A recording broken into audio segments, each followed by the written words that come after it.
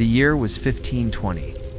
A small band of men stood on the deck of a ship, gazing at a sight that would forever alter their destinies.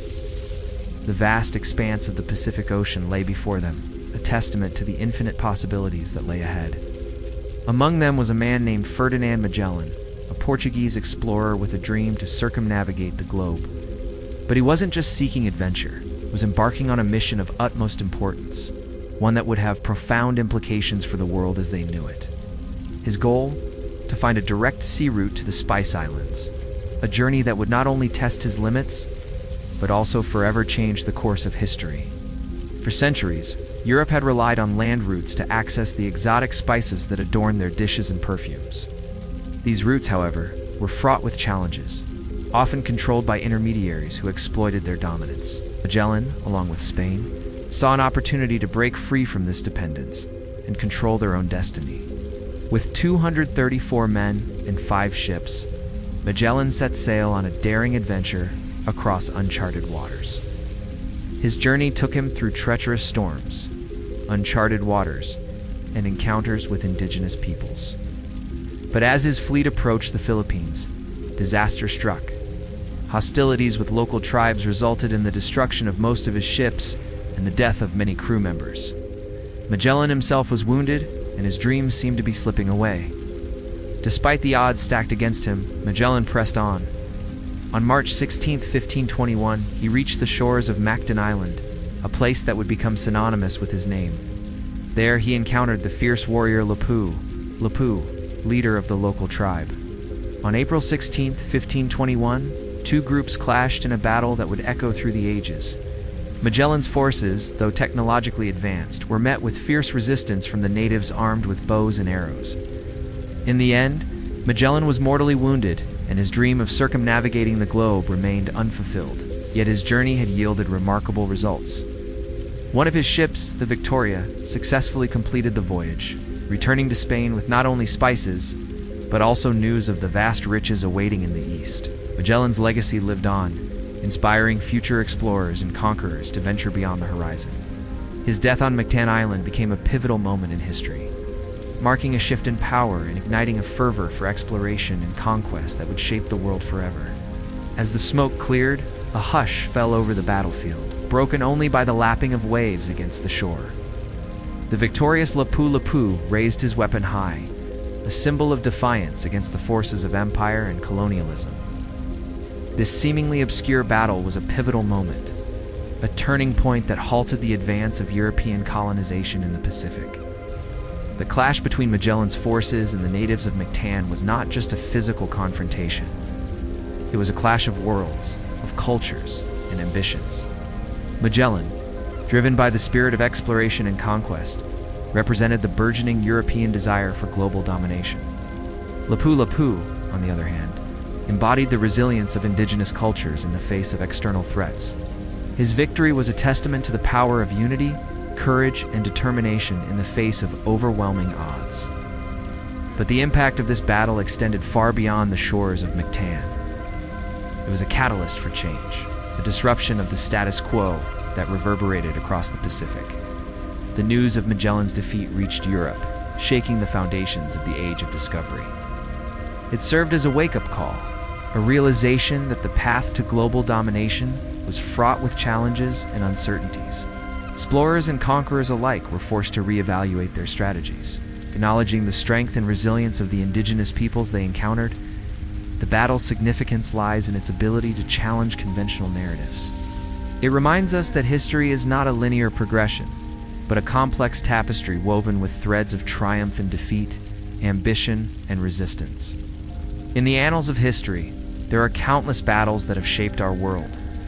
From the ancient clashes of civilizations to the modern conflicts that continue to define our times, but few have had the far-reaching impact of the Battle of Lepanto, fought in the waters off the coast of Greece on October 7, 1571.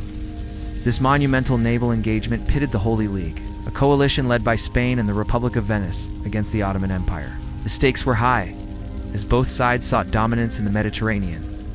The clash of cultures, religions, and ambitions resulted in one of the most decisive naval battles of history. The outcome of the battle had profound implications for the balance of power in the Mediterranean. Victory for the Ottomans would have consolidated their control over the crucial eastern Mediterranean. Trade routes imposed a significant threat to European powers. However, the resounding defeat of the Ottoman fleet at Lepanto marked a turning point, halting their westward expansion and reasserting the supremacy of European navies. The battle's impact extended beyond the military realm, sending shockwaves across Europe. It galvanized Christian Europe, boosting morale and fostering a sense of unity against the perceived threat of the Ottoman Empire. Moreover, the victory at Lepanto had profound consequences for the Ottoman Empire. The loss of so many skilled sailors and the destruction of numerous ships weakened the Ottoman navy, hindering their ability to project power in the Mediterranean. It marked the beginning of the Ottoman decline, paving the way for European dominance in the region during the following centuries. In the grand tapestry of history, the Battle of Lepanto stands out as a pivotal moment. Its consequences reverberated across continents, shaping the political, economic, and cultural landscapes of the Mediterranean world and beyond. Now, if you want to learn about another battle that changed the world, stay tuned. This wasn't just a battle. It was a confrontation between the relentless march of progress and the fierce tenacity of tradition. One side embodied relentless efficiency, the other unbreakable resilience. We find ourselves amidst a vast plain where two colossal armies are poised to clash, each a microcosm of its empire. On one side, disciplined soldiers, their armor gleaming, their movements sharp and precise, reflecting the efficiency of a sprawling, wheel-oiled empire. These soldiers are instruments of progress, their tactics honed, their formations rigid, embodying the cold logic of conquest. They carry with them the weight of an empire's expectations, marching forward like a relentless tide, consuming all in its path. Across the plain, their adversaries stand resolute. Fewer in number, these warriors are bound together by something the invaders lack: a deep-rooted connection to the land they defend. They are sons of soil, their faces weathered, their bodies bearing the marks of a life lived on the edge of survival. They are not mere soldiers, they are guardians, each man a bulwark against the encroaching tide. Theirs is a defense born not of blind faith, but of necessity, forged in the fires of countless struggles against the very forces that brought their disciplined foes across the plain. These men understand the value of every inch of ground, every rock and hill, and they fight with the desperation of those who have nothing left to lose. As the sun ascends, bathing the plain in its golden light, the tension is palpable. The clash of arms echoes across the horizon, shattering the illusion of permanence. Each swing of a sword, each thrust of a spear resonates with the weight of civilizations colliding. Witness not just a battle, but the collision of two irreconcilable worlds. For the invaders, war is a calculated risk, a means to expand dominion, a game of strategy played on a grand scale. For the defenders, it is a last-ditch effort to protect all that they hold dear.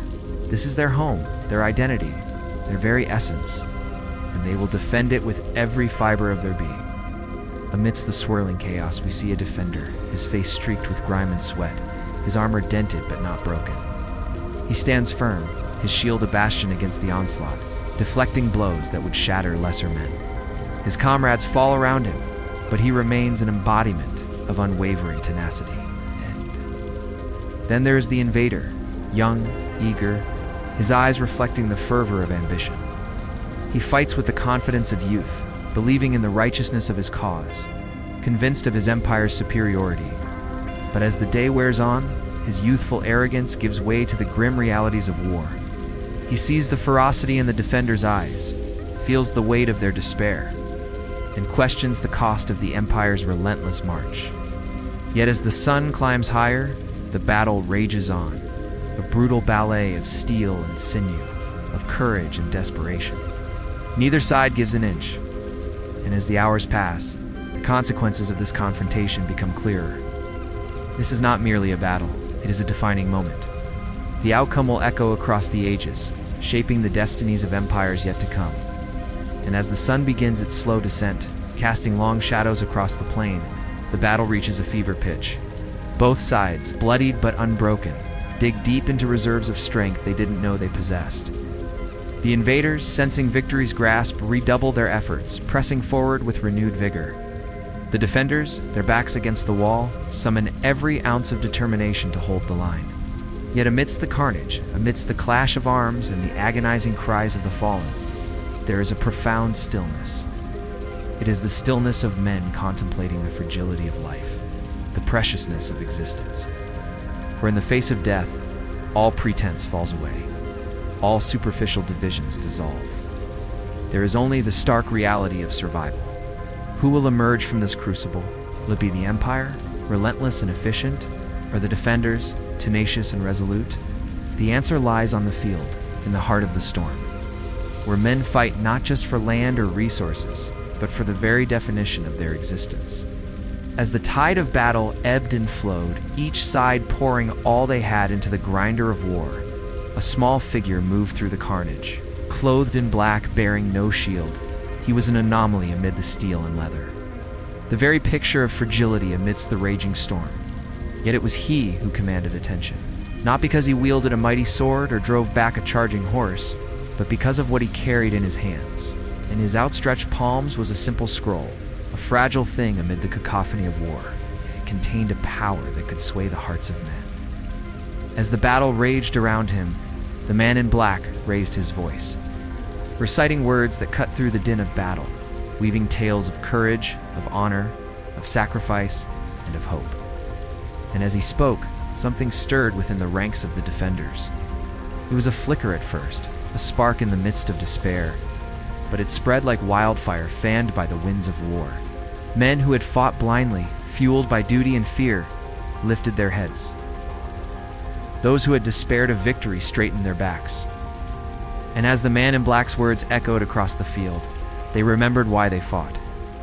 They fought not just for survival, but for something greater, for the land they called home, for the kin they had sworn to protect, and for the ideals they held dear.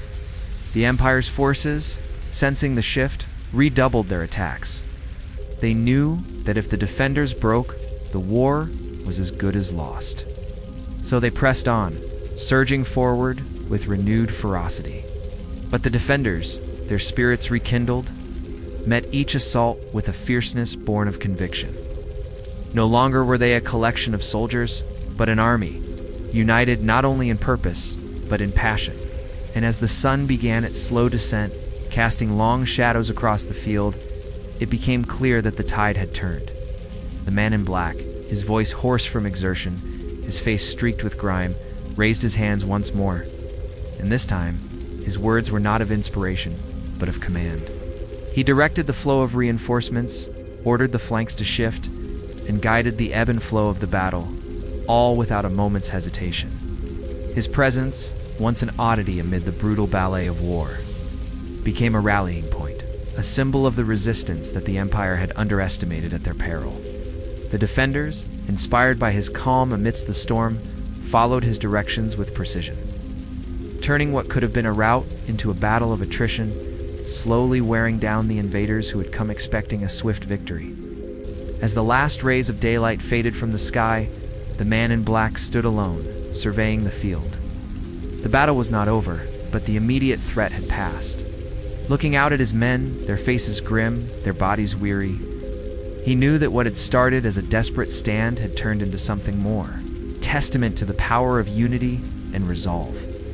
The Empire's forces, broken and demoralized, retreated into the gathering darkness, leaving behind the dying embers of their invincibility.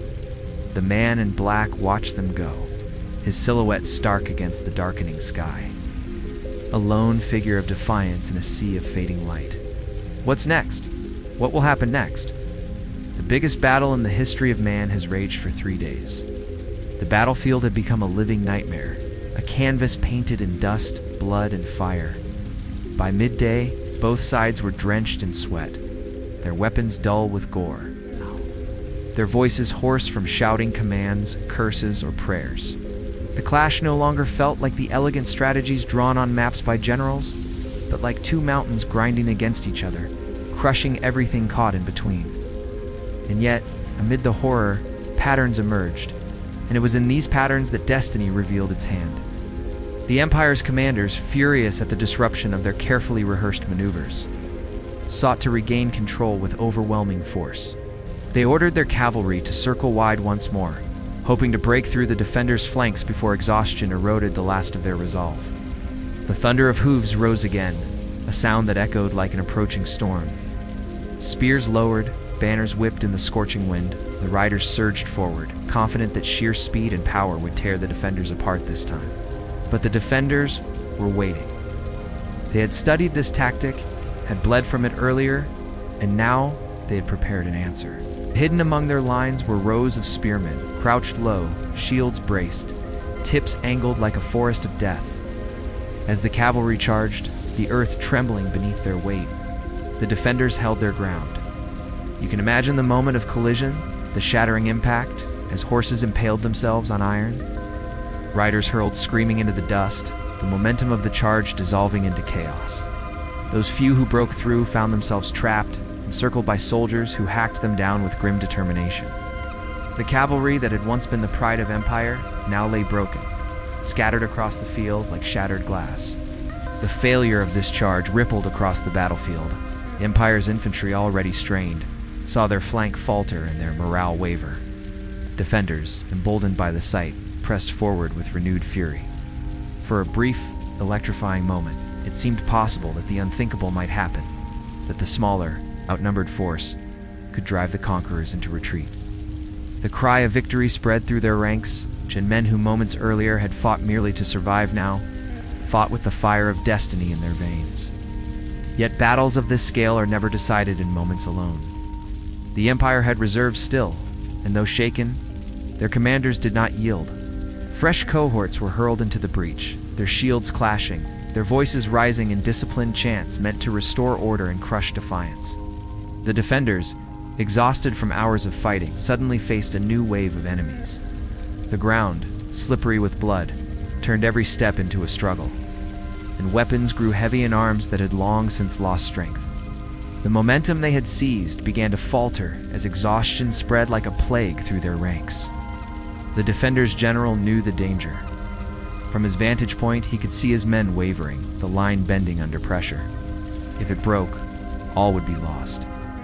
He had held back one final contingent, his most trusted warriors, not for vanity, but for this very moment. With a gesture, he unleashed them into the fray. They surged forward, a tide of determination crashing against the enemy's fresh ranks, buying precious time for the weary to regroup. Their arrival steadied the line, and once again, the defenders held. Still, the cost was terrible. These warriors, the pride of their people, knew they were sacrificing themselves. They fought with reckless courage, striking down foes by the dozen, but every strike came at the cost of their own lives. Their stand became legendary, a blaze of heroism amid the darkness of slaughter, inspiring their comrades even as they fell one by one. Watching them, you would feel both awe and despair, knowing that such courage could not last forever, but also that it might be enough to tip the scales of fate. The Empire, too, felt the weight of the moment. For the first time, their soldiers sensed that victory was not inevitable, that their discipline and numbers might not be enough to subdue these defiant defenders. Fear crept into their hearts, whispering that they could fall here, that the Empire itself could bleed and even die. Officers shouted louder, striking with flat blades to drive men forward, but the shadow of doubt spread faster than commands. An army that once seemed invincible now fought with desperation, its veneer of control cracking under the strain. As the afternoon sun scorched the battlefield, both armies entered a new phase of the struggle. It was no longer about tactics or maneuvers. It was attrition, a grinding contest of willpower, where every step forward cost lives and every retreat threatened collapse. Men collapsed from exhaustion, their bodies unable to bear the weight of armor, their spirits broken by the unending clash. Others fought on with hollow eyes, driven not by hope of survival, but by the refusal to yield. You can feel the weight of that choice if you place yourself there. To fight, though your arms tremble, though your breath comes ragged, though your vision blurs with sweat and blood. Around you comrades fall, and still you stand. Because to fall means the death not only of yourself, but of everything you hold dear. That is what this battle demanded. Does surrender of comfort, of fear, even of life itself, to the cause of survival or conquest. As the day dragged on, the land itself seemed to scream with the agony of men. Dust hung heavy, sunburned flesh blistered, and the cries of the wounded echoed across the plain like ghosts already haunting the living. Both sides were locked in a stalemate that felt unbreakable, each too stubborn to yield, each too committed to retreat. Yet in such moments, fate often lurks unseen, waiting for the smallest crack to decide the greatest of struggles. And though neither side knew it yet, that crack was already forming, deep within the heart of the Empire's army. The Empire's forces were on the verge of collapse. Their soldiers, haggard and desperate, cling to the slimmest of hopes. Can they escape this nightmare alive? Or will the defenders claim a victory that seems almost divine? Will this story end in triumph or tragedy? You decide. Click now to determine the fate of the Empire and its army. Are they destined for oblivion, or is there a flicker of hope left? Choose now, and let the final chapter of this epic tale unfold. Your choices shape their destiny. Act now and be part of their final moments. But amidst this turmoil, there emerged a figure as steadfast as the hills surrounding the battlefield. The defender's general, he watched the ebb and flow of the battle, his gaze sharp and unwavering. In the heat of the moment, he noticed something that others might have missed. A shift in the wind, a change in the invaders' formation, a slight hesitation in their ranks. He saw not just the immediate chaos, but the larger picture, the strategy, the intent, the vulnerabilities. As the Empire's elite crashed into the defenders' line, he did not panic. Instead, he saw opportunity. When the invaders pushed hardest, forcing his men back, he knew they were overextended, their flanks vulnerable. So while the main force of the battle raged, he gathered a contingent of fresh troops, those who had held the flanks, staying clear of the main assault. These were not the battle-hardened warriors who met the Empire's elite head-on, but they were eager, full of a fierce loyalty to their land and leader. His plan was audacious, a gamble that turned on exploiting the invaders' arrogance, their belief in their own invincibility. As the Empire's forces surged forward, overwhelming the defenders in the center, he ordered his hidden band to rise and strike. They poured out of their concealed positions, descending upon the invaders' extended flanks like a sudden storm. The Empire's soldiers, confident in their comrades' strength, had left these areas undefended, assuming no one would dare attack when their main force was locked in such a fierce struggle. But the defenders had shown throughout the day a tenacity that belied their numbers. This flanking force was not merely an afterthought, but a testament to their adaptability, their ability to learn from the very strengths of their enemy. The attackers split into smaller bands, targeting weak points, exploiting openings, aiming not for the massive center of the Imperial formation, but for the thin edges. Their target was clear: to inflict maximum damage on the Empire's elite without breaking the main line. If they could wear down the invaders' center, disrupt their coordination, sow doubt in their ranks, they might just have a chance. As the defenders' hidden warriors struck at the flanks, the battle in the center reached a fever pitch. Both sides fought with a desperation born of all or nothing. The defenders, fueled by the knowledge that their very existence hung in the balance. The invaders, driven by the need to prove their strength, to live up to the image of invincibility the Empire projected. Yet as the battle reached its climax, a hush fell over the hidden attackers. They had inflicted heavy losses, but they sensed an opportunity to do more, to deal a critical blow from which the invaders might never recover. Meanwhile, the defenders' general, ever vigilant, saw the opening. As the invaders faltered, their ranks disrupted, their confidence shaken, he ordered his men forward. It was a risky move. If the invaders regrouped, launched a counterattack, they could be disastrous. But the general trusted his men, their endurance, their skill, and most importantly, their cause. As the defenders surged forward, the invaders' worst fears materialized. The disciplined, battle-hardened warriors of the center, exhausted, demoralized, were unable to stop the flanking maneuver, nor withstand the renewed frontal assault. Their resistance crumbled like a sandcastle against a rising tide, and as the sun dipped below the horizon, casting long shadows across the battlefield, the invaders began to flee, their ranks broken, their discipline shattered, their confidence utterly destroyed. No, the defenders stood firm, their voices echoing across the hills, their weapons held high, ready to finish the fight, to claim their hard-won victory. As the sun dipped lower in the sky, casting long shadows across the field, the battlefield itself seemed to sigh beneath the weight of so much death. Thousands lay motionless, their armor glinting faintly in the waning light, while the living stumbled over the fallen, too exhausted even to notice whose blood they trampled. The cries of the wounded were unending, a dreadful chorus that blended with the cawing of circling crows. For both armies, the day had become a nightmare without end, yet neither could walk away. The battle had consumed them, body and soul, and until one side collapsed, it would not release its grip. The defenders, though battered nearly beyond recognition, felt a strange surge of energy. They had withstood the Empire's greatest blow and lived. This miracle, born of desperation and courage, fanned hope where none had been before. Men leaned on broken spears, lifted cracked shields, and forced themselves to stand once more. Their general, his armor dented and smeared with blood, strode among them with the weight of a man who knew history itself, watched his every step. He spoke not in lofty words, but in raw truths, reminding them that behind them lay their homes, their families, their freedom, and that no empire, however mighty, could strip them of those if they held their ground just a little longer. The Empire, on the other hand, reeled from the failure of its elites. Their commanders tried desperately to mask their shock, barking orders, rallying troops, insisting that victory was still within reach. But soldiers are not blind. They had seen the best among them broken, had watched their proud banners fall, and now they fought with heavy hearts. Doubt not at them, whispering that perhaps the Empire was not eternal, that perhaps defeat could come even to giants. The machine of conquest still moved, but its rhythm faltered, gears grinding, its power no longer inexhaustible. Seizing the moment, the defender's general devised one last gambit. He knew his men were exhausted, that their bodies could not endure much longer. But he also knew the enemy was shaken, and that hesitation could be deadlier than any blade. If he struck now, with precision and fury, he might not only hold the field, but break the will of Empire itself.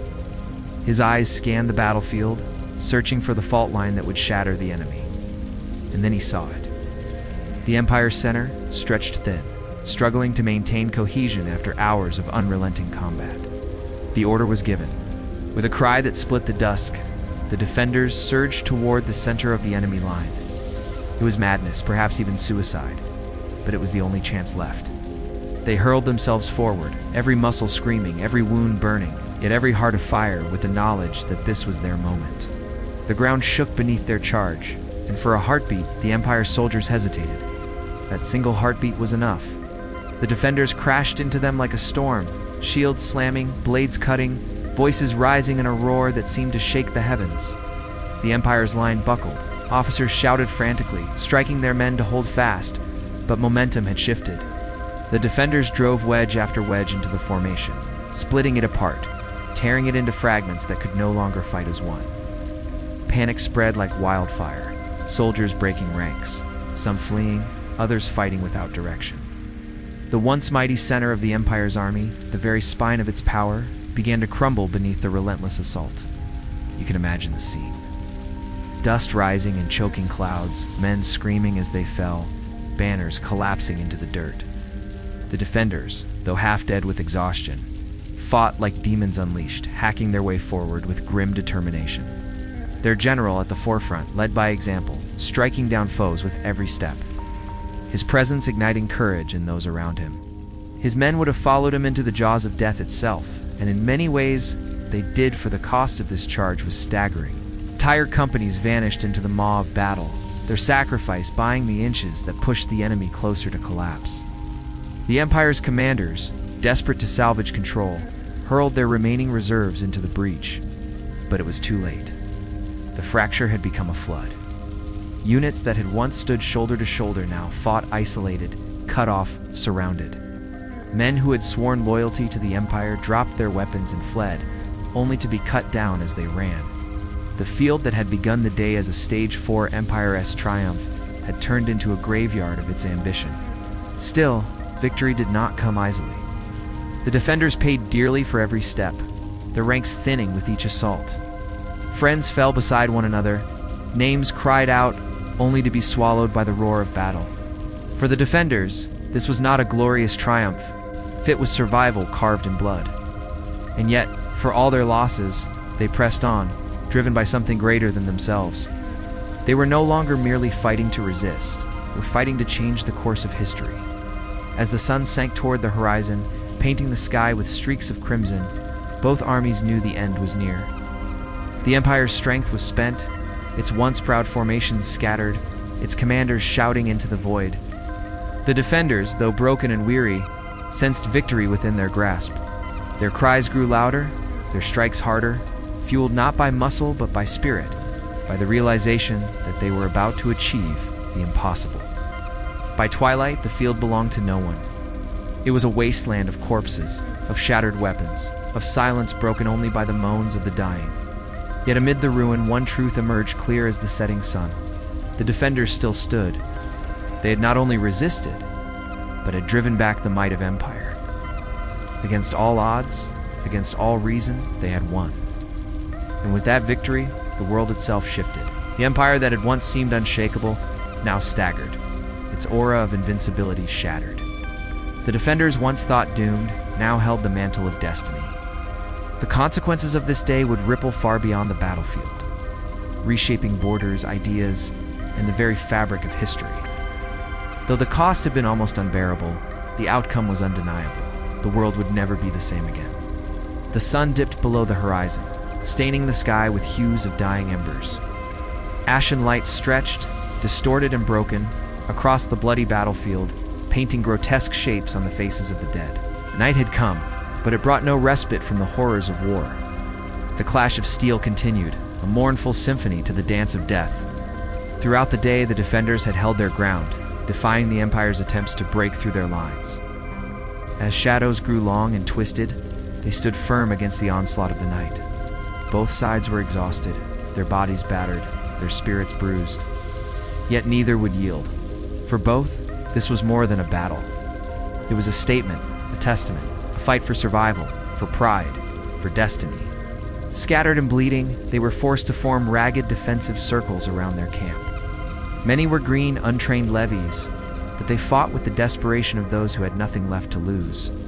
The Empire's officers, grim and determined, moved among them. Their voices hoarse from giving commands, their faces streaked with dust and blood, desperate to hold, to survive, to deliver their emperor at least a semblance of victory. Theirs was a defense born of anger and fear. Anger at their own failings, fear of what would become of them if their emperor's forces broke. The defenders, meanwhile, were spent. The toll of the day, the constant ache of exhaustion, the ever-present threat of overwhelming numbers, it had worn them down. Yet their spirit remained unbroken. They were farmers, merchants, artisans, men who had never known warfare, protecting not just their homes, but their families, their freedom, their very existence. Their general, battle-hardened and wise, walked among his bloodied ranks, not to offer empty promises of glory, but to remind them that they had done what was thought impossible. They had endured the Empire's fury and survived. He told them of the hope that flickered on the horizon, of the coming dawn that would see the Empire's army broken and scattered. Hope and exhaustion wrestled in their limbs. With each passing moment, the defenders grew weaker, but with the coming of night, the tide began to turn. The Empire's soldiers, with little military training and even less discipline, grew unhinged. They stumbled, confused, exhausted, their ranks becoming shambles, their attacks uncoordinated. Yet the defenders held, their shields locked tight, their swords raised high, their eyes blazing with defiance. As the night deepened, the Empire's forces faltered. First, it was just a few stragglers, then a hesitant question, then a wave of panicked cries. Someone had broken through their lines. At first, it was just a trickle, then a steady stream, then a flood. Men ran, stumbling over one another, seeking safety, seeking answers, only to find more chaos and confusion, driving them back, cutting them down, pushing them toward the darkness of the night. The Empire's formations broke, their disciplined lines dissolving into panicked flight. A few continued to resist, forming small pockets of defiance, but they were scattered, leaderless, doomed.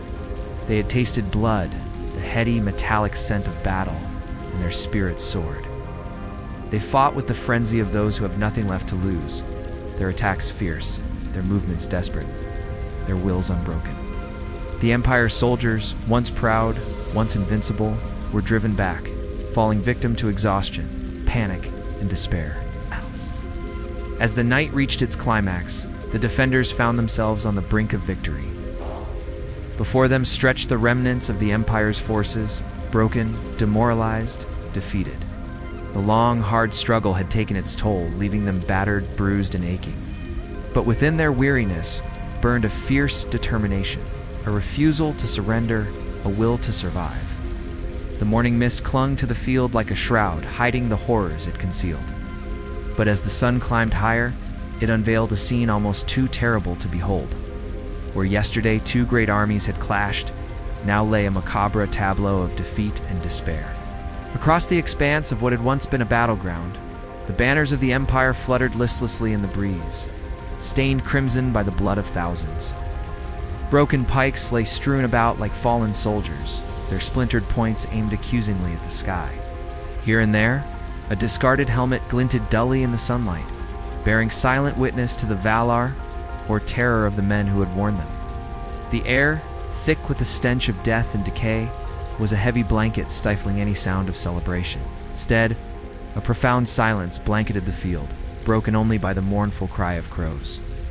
Amidst this grim panorama, the defenders moved like specters, their faces haggard, their steps heavy with exhaustion and grief.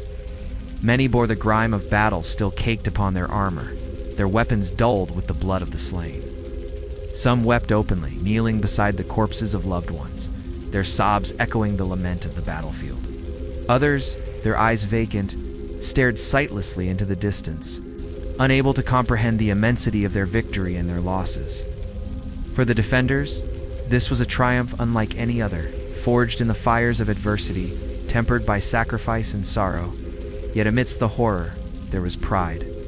A silent, solemn pride that swelled within their chests, defying utterance. They had stared into the abyss of annihilation and emerged, not unscathed, but unbroken. The very earth beneath their feet seemed to tremble with the magnitude of their achievement. It was a pride born of desperation, a desperate hope that clung to life as tenaciously as ivy to a crumbling wall. As the full extent of their victory sank in, a murmur rippled through the ranks, growing into a sound that shook the very foundations of their resolve. Cheers erupted, ragged and hoarse, yet ringing with the jubilation of those who have cheated death. Each shout, each clap was a testament to the indomitable spirit that refused to be cowed by the specter of oblivion. For these were not merely soldiers, they were men and women whose lives had been uprooted, whose futures had been painted with the bleakest of strokes. They had fought not just for land or gold, but for the right to exist, to dream, to hope.